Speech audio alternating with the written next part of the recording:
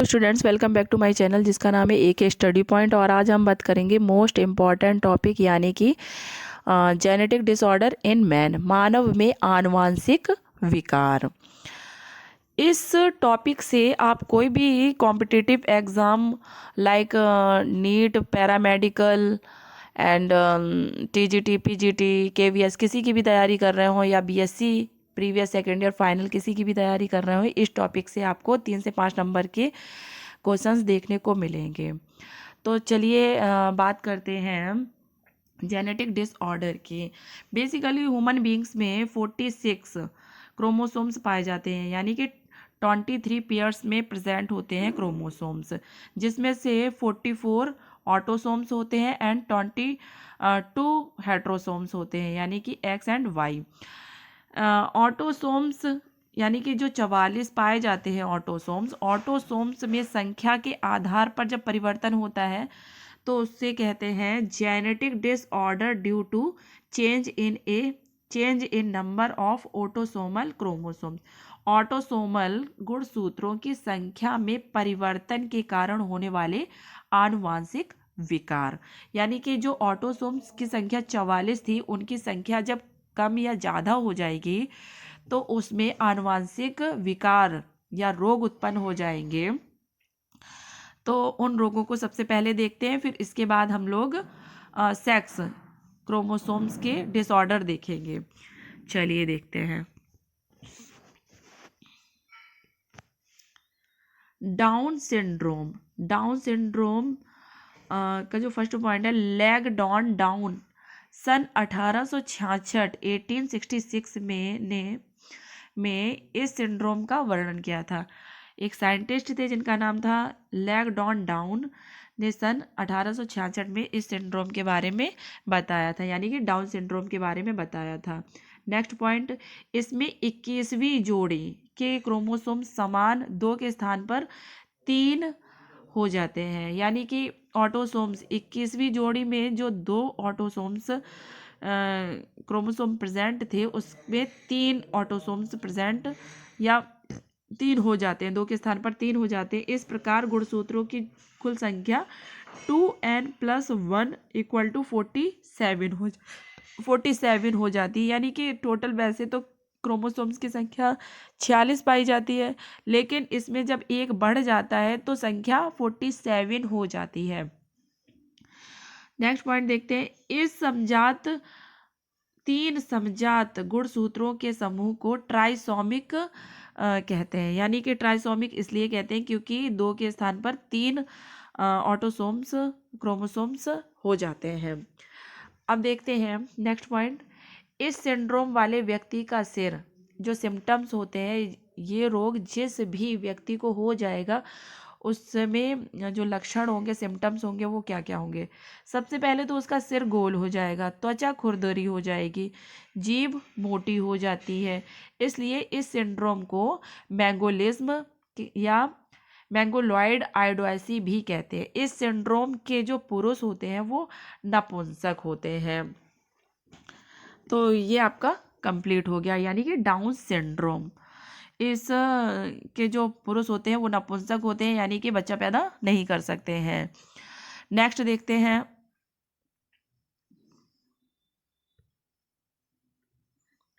Next है Edward syndrome. Edward इसका first point है, इस सिंड्रोम में 18वीं जोड़ी गुणसूत्र 2 के स्थान पर 3 हो जाते हैं, यानी कि इससे पहले जो हमने डाउन सिंड्रोम पढ़ा था वो 21वीं जोड़ी पे हो रहा था, बढ़ जा रहा था। इसमें क्या होता है, 18वीं जोड़ी गुणसूत्र 2 के स्थान पर 3 हो जाते हैं। 2 ऑटोसोम्स थे, 2 में अब कितने हो जाते हैं, 3 हो जाते हैं। नेक्स्ट देखते हैं, नेक्स्ट इसमें गुणसूत्रों की कुल संख्या जो 2n+1 यानी कि 47 इसमें भी हो जाती है 47, क्योंकि एक इसमें भी इंक्रीज हुआ है, बढ़ा है, इसलिए। अब इस सिंड्रोम के जो सिम्टम्स हैं यानी कि लक्षण है, जिस भी व्यक्ति को ये रोग हो जाएगा कैसे पहचान पाएंगे आप। इस सिंड्रोम के व्यक्ति मंद बुद्धि वाले हो जाते हैं, यानी कि उनकी जो बुद्धि होती है वो कम हो जाती है तथा उनका जो सिर होता है वो चपटा हो जाता है। निचला जबड़ा छोटा, ऊपरी होंठ कटा हुआ होता है। नेक्स्ट पॉइंट देखते हैं, ऐसे शिशु के हृदय में यानी कि हार्ट में अनियमितताएं पाई जाती हैं और वह 1 वर्ष की आयु तक ही जीवित रहता है। उसके बाद क्या होता है, 1 वर्ष की आयु तक जीवित रहेगा, उसके बाद वो उसकी जो लाइफ स्पैन है वो खत्म हो जाएगा। आई थिंक आपको ये वाला भी क्लियर हो गया होगा। नेक्स्ट देखते हैं, नेक्स्ट है पटाउ सिंड्रोम। पटाउ सिंड्रोम में बेसिकली क्या होता है, सबसे पहले इसका फर्स्ट पॉइंट देखते हैं। इस सिंड्रोम से ग्रसित शिशु में 13वीं जोड़ी, यानी कि जो हमने सबसे पहला वाला पढ़ा था, यानी कि डाउन सिंड्रोम में 21वीं जोड़ी, एडवर्ड सिंड्रोम में 18वीं जोड़ी, पटाउ सिंड्रोम में 13वीं जोड़ी, यानी कि 13 नंबर की जो जोड़ी होगी ए की 13वीं जोड़ी क्रोमोसोम में एक क्रोमोसोम्स की अधिकता हो जाती है, यानी कि इसमें भी एक इंक्रीजमेंट होगा। तो इसका भी क्रोमोसोम्स की कुल संख्या 2n+1 हो जाती है, यानी कि 47 इसमें भी हो जाते हैं।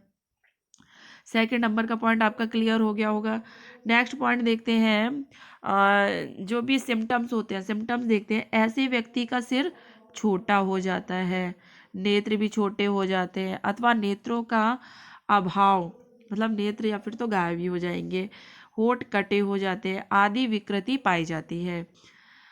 अधिकांश दशाओं में जन्म के तुरंत पश्चात शिशु की मृत्यु हो जाती है। ऐसे केसेस में मोस्टली देखा गया है कि जैसे ही बच्चे का जन्म होता है उसकी मृत्यु हो जाती है।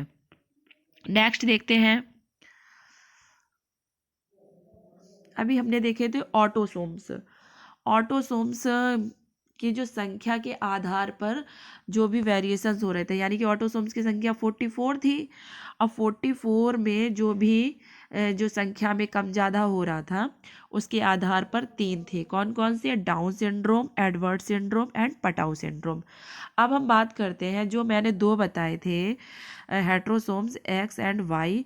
अब इसमें जब वेरिएशंस होगा तो तब क्या होगा, तब उनकी संख्या के आधार पर, जैसे एक्स वाई में जो भी संख्या के आधार पर कम या ज़्यादा हो जाएंगे तो उसमें कौन कौन से रोग उत्पन्न होंगे अब हम वो जानेंगे। तो इसका बी है genetic disorder due to change in number of sex chromosome, यानी कि लिंग गुणसूत्रों की संख्या में परिवर्तन के कारण होने वाले आनुवांशिक विकार। अब हम देखेंगे कि जो सेक्स क्रोमोसोम है उनकी संख्या में परिवर्तन होंगे तो कौन कौन से रोग होंगे। चलिए फर्स्ट देखते हैं। फर्स्ट है टर्नर्स सिंड्रोम। टर्नर सिंड्रोम में फर्स्ट देखते हैं, इसमें 2 लिंग क्रोमोसोम्स में से एक एक्स क्रोमोसोम ही पाया जाता है, अर्थात इनका गुणसूत्र प्रारूप 44A, यानी कि ये तो ऑटोसोम्स हो गए और इसमें केवल जो एक्स वाई होता है उसमें से केवल एक ही पाया जाएगा, एक्स एक्स पाया जाएगा, जिससे कि 45 इसका नंबर हो जाता है, एक क्रोमोसोम्स की कमी हो जाती है। अब इसमें जो भी सिम्टम्स होते हैं इस रोग के भी, जो भी व्यक्ति होंगे उसमें क्या सिम्टम्स होते हैं चलिए देखते हैं। इसमें महिलाओं का कद छोटा, जननांग अविकसित हो जाते हैं, महिलाएं छोटे कद की हो जाएंगी यानी कि नाटी रह जाएंगी, और जननांग अल्प विकसित नॉन डेवलप्ड हो जाएंगे, तथा स्तनों के विकसित ना होने के कारण वक्ष जो होता है उनका जो कह सकते हैं कि वक्ष यानी कि जो सीना होता है वो चपटा, फ्लैटेड हो जाता है। नेक्स्ट देखते हैं, नेक्स्ट सिंड्रोम है क्लाइनफेल्टर्स सिंड्रोम। इसमें देखते हैं क्या होता है। इस सिंड्रोम से ग्रसित मानव में 2 के स्थान पर 3 क्रोमोसोम्स पाए जाते हैं। टर्नर सिंड्रोम में 1 क्रोमोसोम्स की कमी हो रही थी, एंड जो क्लाइनफेल्टर्स सिंड्रोम है इसमें 1 क्रोमोसोम्स की इंक्रीजमेंट हो रहा है, यानी कि 1 क्रोमोसोम्स बढ़ जा रहा है। तो इसमें जब बढ़ जा रहा है तो देखते हैं इसका जो गुणसूत्र प्रारूप है ये तो आपके हो गए ऑटोसोम्स 44 ऑटोसोम्स। यहाँ पर थोड़ी सी गलती हो गई है, इसको आप सही कर लेंगे।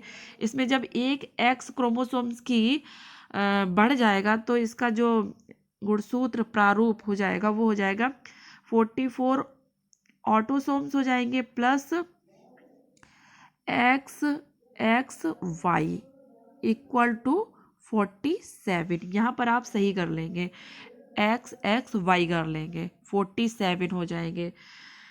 अब देखते हैं कि इस रोग यह रोग जिस भी व्यक्ति में होगा उसमें क्या क्या सिम्टम्स होंगे। इस रोग से ग्रसित पुरुषों का टेस्टिस तथा रिप्रोडक्टिव ऑर्गन्स अविकसित रह जाता है, यानी कि वेल डेवलप्ड नहीं हो पाता उनका टेस्टिस, और जो जननांग होते हैं वो अविकसित रह जाते हैं, तथा इसमें स्पर्म का फॉर्मेशन नहीं होता है, इसमें स्पर्म नहीं बन पाते हैं। अतः ऐसे व्यक्ति जो होते हैं नपुंसक होते हैं। जब स्पर्म नहीं बन पाएंगे तो वो नपुंसक हो जाएंगे, यानी कि उनमें जो बच्चा पैदा करने की कैपेसिटी होती है वो नहीं हो पाएगी।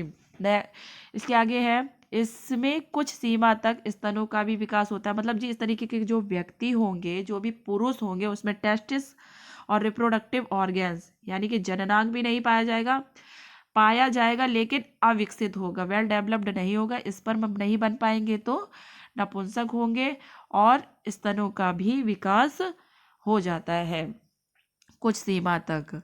नेक्स्ट देखते हैं, नेक्स्ट सिंड्रोम है क्रिमिनल सिंड्रोम, यानी कि क्रिमिनल सिंड्रोम को XYY सिंड्रोम भी कहते हैं।